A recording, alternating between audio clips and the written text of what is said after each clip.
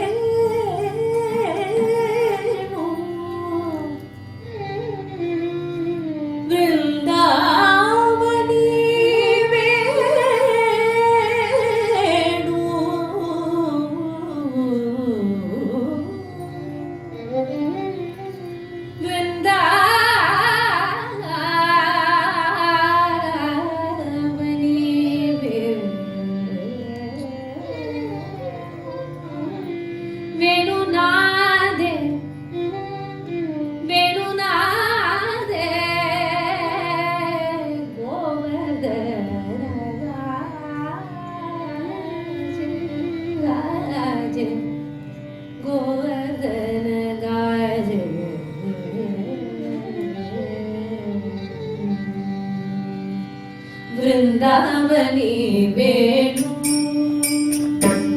Vrindavani Venu, Pare Vrindavani Venu, Pare Vrindavani Venu, Pare Vrindavani Venu, Pare Vrindavani Venu, Venu Kavana Samaye Bade, Oh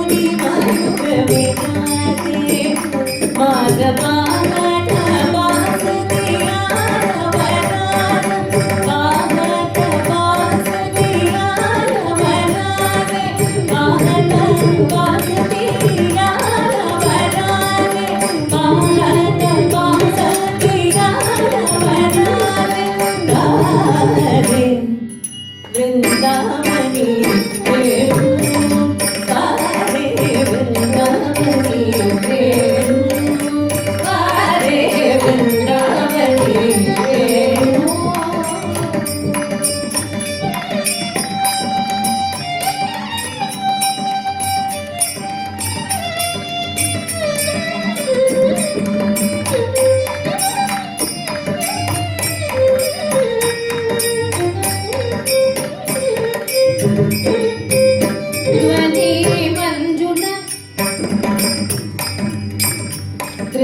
तृणचाराचरो विसलति मो तृणचाराचरो विसलति मो तृणचाराचरो विसलति काई व्याघ्रये के खाई जानी हो काई व्याघ्रये के खाई जानी पक्षी पुळे निवांत राखिली पक्षी पुळे निवांत राखिली वैरभाव समूळ विसरली हो वैरभाव समूळ विसरली हो वृंदावनी वेणु गारे वृंदावनी वेणु गारे वृंदावनी वेणु